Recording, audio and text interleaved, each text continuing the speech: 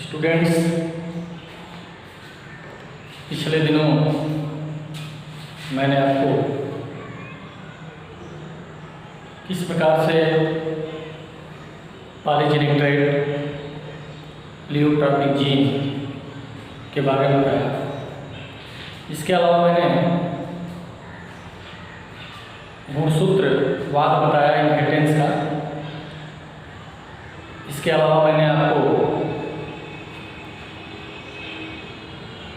जीनवाद बताया, इस तरह से एक पीढ़ी से अगली पीढ़ी में घुस जाते हैं। आज मैं आपको सेक्स डिटर्मिनेशन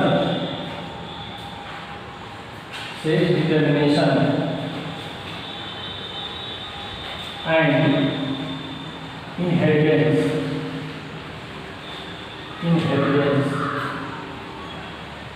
के बारे में बताऊंगा।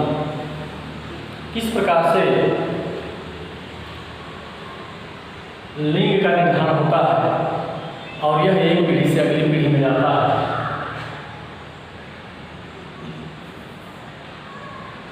लिंग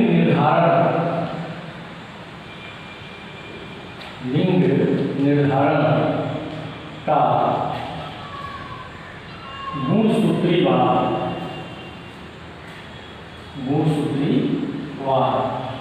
इसके बारे में चर्चा करेंगे कि किस प्रकार से जीवों में लिंग का निर्धारण होता है।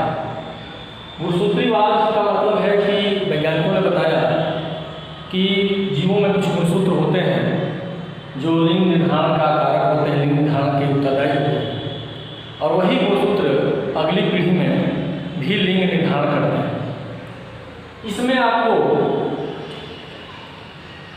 सबसे पहले बता दूं कि मैक्लंग नामक वैज्ञानिक,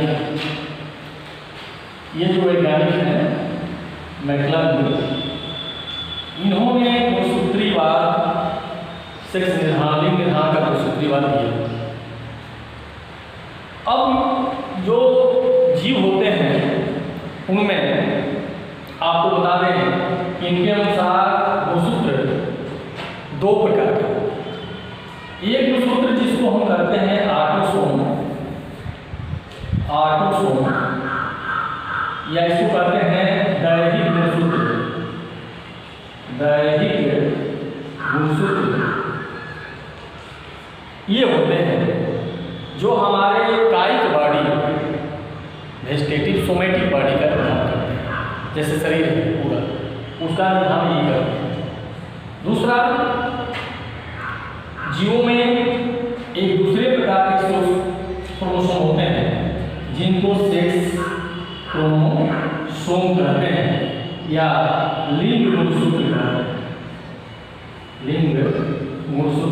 कहते हैं। जो जीवों के नर होगा कि मादा होगा उसका निर्धारण करते हैं, उसे लिंग गुणसूत्र। ये जो ऑटोसोम है या लिंग गुणसूत्र हैं, ये जोड़े होते हैं। जैसे जो लिंग गुणसूत्र होते हैं वे दो प्रकार के होते हैं, या तो एक्स या तो वाई, या तो एक्स होंगे या तो वाई। जो एक्स गुणसूत्र होते हैं वो सीधा होते हैं, लंबे होते हैं और भारी होते हैं। ये मनुष्य में पाए जाते हैं। और जो वाई गुणसूत्र होते हैं छोटे होते हैं, हल्के होते हैं। ये देखें तो छोटे हैं, हल्के हैं, और इनका अगला भाग थोड़ा घुमा होता है। ये होते हैं भारी होते हैं और ये बड़े होते हैं। ये ये मनुष्य के लिए होता है। इसी प्रकार से अगर पक्षी में देखें तो पक्षियों में एक जेड होता है, एक डब्ल्यू होता है। ये दो प्रकार के गुणसूत्र होते हैं। अब और ऑटोसोम जो होते हैं जोड़े में होते हैं। जैसे मनुष्य में 22 जोड़े गुणसूत्र होते हैं। ऑटोसोम 22 जोड़े का मतलब 12 पेयर्स यानी 44। और मनुष्य में देखा है तो एक जोड़ी 1 पेयर ये सेक्स क्रोमोसोम होते हैं, एक जोड़ी होते हैं अर्थात 2, यानी कुल मिलाकर 246। तो मैं पहले ने बताया कि सभी जीवों में गुणसूत्र पाए जाते हैं। ये गुणसूत्र 2 प्रकार के होते हैं, एक आर्गोसोम दैहिक गुणसूत्र जो पूरे शरीर बॉडी काया का निर्माण करती हैं, और एक सेक्स क्रोमोसोम जो लिंग का निर्माण करते हैं, जो केवल जनन कोशिकाओं जैसे शुक्राणु और अंडाणु में पाए जाते हैं। अब आगे बढ़ते हैं और यह देखते हैं कि मनुष्य में लिंग का निर्धारण कैसे होता है। तो जरा देख लें कि मनुष्य में लिंग का निर्धारण कैसे होता है।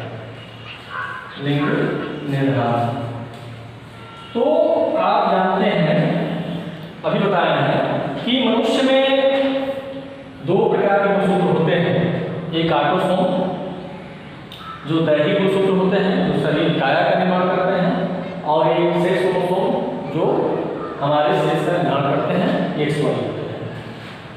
तो मनुष्य में जो नर होता है उसका अगर देखें हम संरचना, जेनेटिक संरचना, तो उसमें ये जीन पाए जाते हैं, ये नर में होते हैं।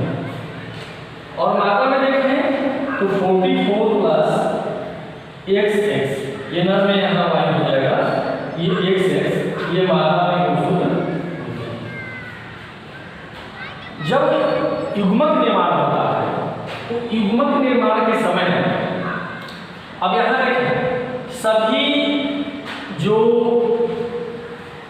नर है उसमें XY गुणसूत्र सेक्स गुणसूत्र होंगे। अब XY गुणसूत्र होंगे, इसमें ऐसे जो जीव होते हैं उसको होमोगैमेटिक कहते हैं। क्या कहते हैं?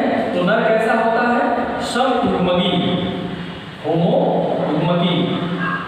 होमोगैमेटिक नर होता है, समयुग्मकी होता है, क्योंकि इसमें जो युग्मक बनेंगे एक X और Y, समयुग्मकी नहीं, इसको कहेंगे हम विषम, हेटेरोगैमेटिक, विषम युग्मकी, क्योंकि इसमें युग्मक कैसे बने? 2 प्रकार के, X और Y। ये X हो गया।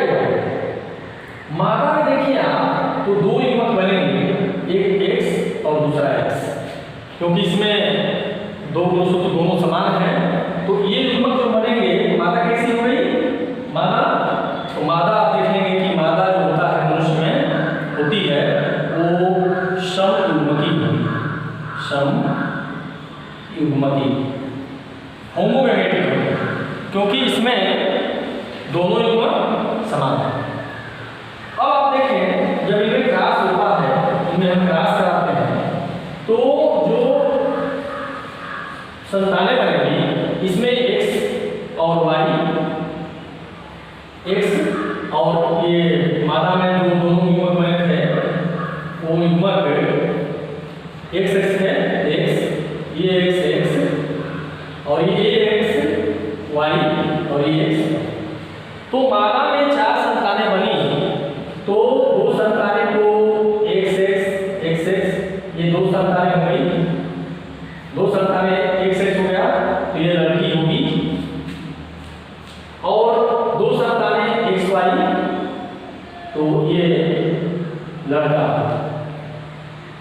तो आप देखें कि नर विषमयुग्मकी है, क्योंकि इसमें X और Y दोनों प्रकार के युग्मक बनते हैं।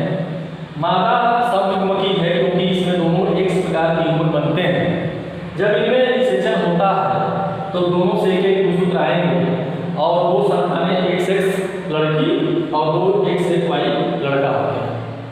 तो इस प्रकार के लिंग निर्धारण में XY क्रोमोसोम की भूमिका होती है। अब आप एक चीज देखें कि नर में दोनों युग्मक X और Y बन रहे हैं, और ये मादा में दोनों XX बनती हैं। तो नर का X इसके X से मिलता है कि नर का Y इसके X से मिलता है, इस पर डिपेंड हो रहा है कि लड़का होगा कि लड़की। अर्थात लड़का या और लड़की के लिए कौन उत्तरदायी हुआ? पिता उत्तरदायी, क्योंकि मादा में तो दोनों X गुणसूत्र बन ही रहे हैं, दोनों X गुणसूत्र वाले युग्मक बन रहे हैं, अंडा बन रहा है। नर में युग्मक बन रहे हैं, शुक्राणु बन रहे हैं। तो इस हिसाब से देखा जाए तो 50% लड़का और 50% लड़की होना चाहिए। तो नर या मादा होगा, इसके लिए उत्तरदायी कौन हुआ? नर, क्योंकि नर में ही एक सवाई प्रकार के युग्मक बन रहे हैं शुक्राणु, मादा में दोनों एक से एक प्रकार का ही बन रहा है। दूसरा पॉइंट है, तो आप समझ गए कि लिंग के लिए कौन उत्तरदायी है, लड़का या लड़की के लिए कौन उत्तरदायी है? नर। दूसरी चीज 50% लड़का और 50% लड़की होना चाहिए नेचुरली प्रकृति में, लेकिन ऐसा नहीं होता है। इसका दो कारण है। एक कारण यह है कि हम जो है इल ट्रीटमेंट करते हैं। लड़की है अगर गर्भाशय में, तो उसे बहुत से लोग जान से मार देते हैं, वार्षण करवा देते हैं। और दूसरा कारण यह है कि जो वायु को पहले ही आपको बताए, ये छोटे होते हैं, हल्के होते हैं, अतः यह तेज गति करते हैं। और एक सूत्र बड़े होते हैं, भारी होते हैं, तो जिसमें ये पाए जाएंगे धीमा गति करेगा। आप जानते हैं कि अंडा बना फैलोपियन ट्यूब में और ये नीचे से शुक्राणु जाते हैं, तो अंडा पर 100 वाला शुक्राणु पहुँचता है, वायु को शुक्राणु पहुँचता है। इस पर डिपेंड करता है कि हल्का होता है। चूँकि वायु हल्का है, छोटा है, तो जिस शुक्राणु में वायु सूत्र है वह जल्दी पहुँचकर के संगे से जुड़ने का चांसेस होता है, और इसलिए लड़का होने के चांसेस लड़की से कुछ ज़्यादा होता है। इसलिए प्रकृति में भी लड़कियों की संख्या थोड़ी अधिक हो सकती है, लेकिन बहुत ज़्यादा डिफरेंस है। और कारण यह है कि हम लड़कियों के साथ जो फीमेल चाइल्ड होता है उसके साथ इल ट्रीटमेंट करते हैं, कभी कभी कुछ लोग अबार्शन भी कराते हैं। तो आप समझ गए होंगे कि मनुष्य में लिंग का निर्धारण कैसे होता है। अब इसी प्रकार से आपको मैं बता दूँ कि जो पक्षियाँ होती हैं, उन पक्षियों में भी लिंग का निर्धारण होता है। तो पक्षियों में लिंग का निर्धारण कैसे होता है? पक्षियों में जो मादा होती है, ये नर में एक ही प्रकार के गुण होते हैं, जबकि ये मादा में 2 प्रकार के। यानी पक्षियों में क्या है? पक्षियों में यह जो मादा होती है, मादा कैसी है? विषम युग्मकी है, उल्टा है मनुष्य की, क्योंकि मनुष्य में मादा समयुग्मकी है और नर कैसा है? नर समयुग्मकी है।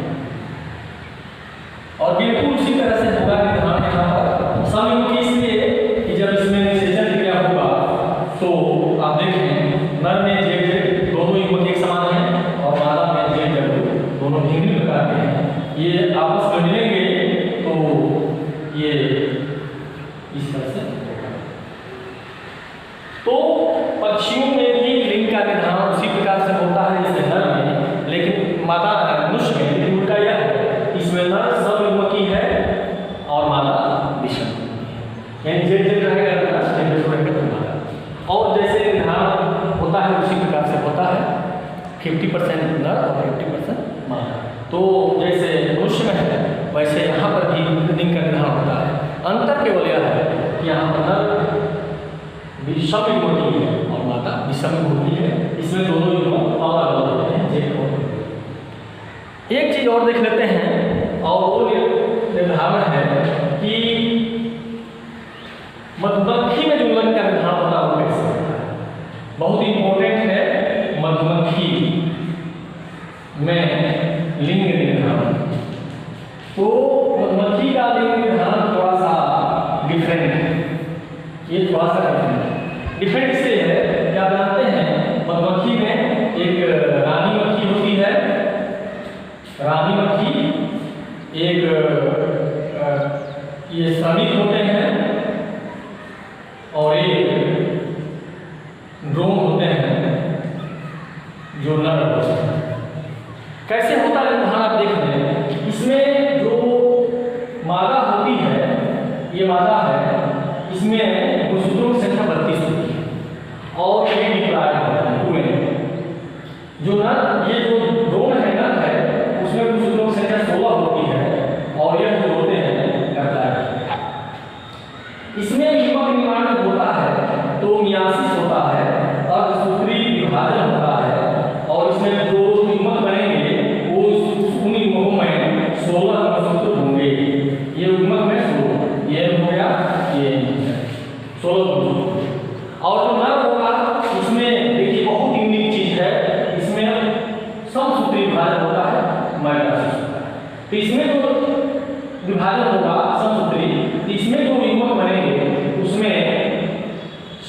16 की 16 ये होंगे गुणसूत्र। ये n है, ये भी n रहेगा। यहाँ पर गुणसूत्रों की संख्या आधी नहीं होती है, क्योंकि यहाँ पर जो विभाजन हो रहा है कैसा है, समसूत्री, यानी गुणसूत्रों की संख्या जैसा इसका धर्म है वैसे ही इसकी युग्मक है। लेकिन यहाँ पर अंतर होता है, अर्धसूत्री में करता है, आधी संख्या होती है। जब ये मिलते हैं, देखिए यदि यह इसके साथ मिल गया तो यहाँ 32 हो गया, लेकिन ये कभी कभी अपनी स्वयं विकास कर जाता है। तो जब ये 32 हो जाएगा तो ये डिप्लाइड हो गया, और यह जो है दो चीजें हो सकती है, या तो अभिमुखी होगी या तो श्रमिक। जब वह रायल जेली खा लेगी तो रायल जेली खाने के बाद यह जो बच्चा है वो अभिमुखी होने लगा है। अगर रायल जेली नहीं खाया, एक विशेष प्रकार का पदार्थ है, उसके जो डोम होते हैं ये श्रमिक होते हैं, बनाते हैं, और जो रायल जेली नहीं खाया वो श्रमिक बन जाएगा, क्योंकि उसका अंडा विकसित नहीं होता है, उबरी विकसित नहीं होता है, उसमें जो मादा जनन में विकसित नहीं होते हैं। तो ये अनफर्टाइल होगी, ये जो है फर्टाइल होगी, यानी ये फर्टाइल होगी, यानी ये जन्म में भाग लेगी, और ये अनफर्टाइल होगी, यानी ये जन्म इनफर्टाइल, यानी यह जन्म में भाग नहीं लेगी, क्योंकि इसमें मादा जनन में विकसित नहीं है। ये जन्म नर होते हैं, ये नर आप देख रहे हैं कि यह जिसमें केवल गुणसूत्रों की संख्या 16 है, यानी n है, यानी सीधे सीधे यह जो अब विकसित कैसे होते हैं, ये 16 इस अंडे से विकसित होते हैं, यानी जो अंडा प्रजनन नहीं किया है उस अंडे से इसका विकास होता है, किसका, नर। यानी इस प्रकार का विकास जिसमें कोई जीव बिना निषेचन के हो जाता है, इसको कहते हैं पार्थेनोजेनेसिस। Parthenogenesis, parthenogenesis. तो आप देखें मधुमक्खी में ये जो नर का विकास हुआ वो अनफर्टिलाइज्ड एग से, जो निषेचित अंडा नहीं है, अनिषेचित है, उससे विकास। अनिषेचित अंडे से इस किसी जीव का विकास होता है, उसे कहते हैं पार्थेनोजेनेसिस। तो ये जो फर्टाइल नर होते हैं वो पार्थेनोजेनेसिस द्वारा अनिषेचित अंडे से विकसित होते हैं, जबकि रानी मक्खी निषेचित अंडे से रायल जेली खाने के बाद विकसित होते हैं, और जो श्रमिक है वो निषेचित अंडे से ही विकसित होते हैं, लेकिन रायल जेली नहीं खाते हैं, अतः उनमें मादा जनन विकसित नहीं है। तो किस प्रकार से सेक्स निर्धारण होता है, लिंग निर्धारण मधुमक्खी में, मनुष्य में और पक्षियों में, इसके बारे में मैंने चर्चा किया।